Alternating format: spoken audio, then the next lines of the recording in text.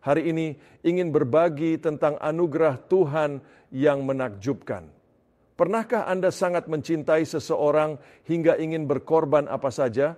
Pasti ada, bisa jadi teman atau keluarga, tapi bagaimana jika itu musuh? Apakah Anda bersedia melakukan hal yang sama?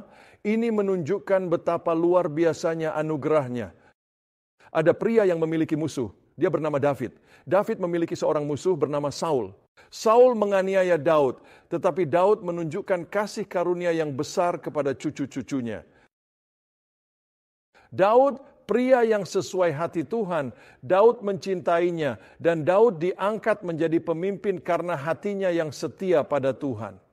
Tetapi Saul menjadi cemburu terhadap Daud dan Saul benar-benar melakukan banyak hal yang sungguh buruk, mungkin harus saya katakan, kepada David saat dia mencoba. Dia menjadi cemburu. Dia takut akan kepemimpinannya dan kenaikannya dan kepemimpinan dan segalanya. Dan sebagai hasil dari itu, banyak hal buruk telah dilakukan. Jadi David alih-alih memiliki semangat kemarahan dan kebencian, David memiliki keanggunan di hatinya. Sekarang rahmat itu tergambar dalam hubungan kita dengan Mephiboset, seorang pria dalam Alkitab. Sekarang izinkan saya jelaskan kepada Anda siapa dia. David dan Yonatan putra Saul membuat perjanjian bersama. Maksud saya mereka saudara seperjuangan, bisa dibilang begitu. Mereka saling mencintai. Dan karena hubungan perjanjian itu, hubungan yang berakar pada kasih karunia Tuhan, sebagai hasil yang nyata dari itu, David secara nyata memperlihatkan anugerah dan kebaikan kepada Mephiboset, anak Saul. Dia berkata, apakah ada seseorang di rumah tangga Saul yang masih ada? Dan mereka memberitahukannya tentang Mephiboset, anak Yonatan. Dan begitu David pergi ke sana, dia memintanya untuk dibawa kembali dan memintanya untuk duduk di meja miliknya sendiri. Dan begitulah, ada seorang pria, dia adalah Mephiboset, yang menjadi pincang karena selama waktu melarikan diri, kakinya menjadi cacat dan dia pun menjadi pincang. Dan sebagai hasilnya, dia jadi takut. Dia khawatir tentang apa yang akan terjadi saat David membawanya. Tetapi Daud membawanya ke rumahnya sendiri, menyuruhnya duduk di meja miliknya. Di sini ada seorang pria, pincang, kaki patah, dan David menunjukkan kebaikan padanya. Dan dia berkata, semua yang ada di rumahku ini untukmu, Mephiboset. Jadi itu merupakan kebaikan. Itu adalah anugerah Tuhan. Dan alasan saya berbagi cerita itu dengan Anda adalah karena saya merasa seperti Mephiboset. Lihat, saya adalah musuh Tuhan. Maksud saya memang benar-benar bermasalah. Saya tidak mencari Tuhan. Saya mengutuk Tuhan, saya menggunakan namanya sia-sia. Harus hidup dengan caraku. Tahukah kamu hasilnya? Itu mengakibatkan saya menjadi musuh Tuhan.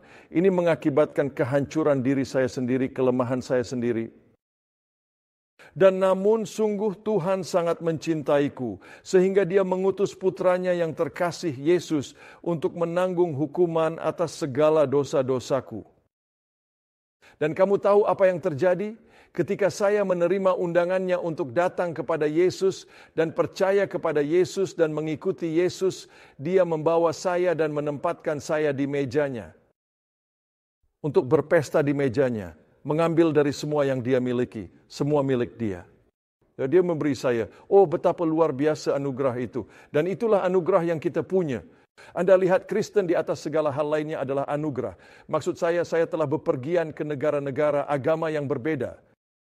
Setiap orang memiliki aturan yang berbeda, tetapi ada satu hal yang berbeda tentang kekristenan dan setiap agama lainnya. Dan itu anugerah Tuhan. Ini berkat kasih-Nya saya diselamatkan. Anda lihat saya pria cacat. Saya bahkan tidak bisa sampai ke meja Tuhan. Tidak ada cara saya bisa sampai ke meja Tuhan. Saya takut untuk datang ke meja Tuhan.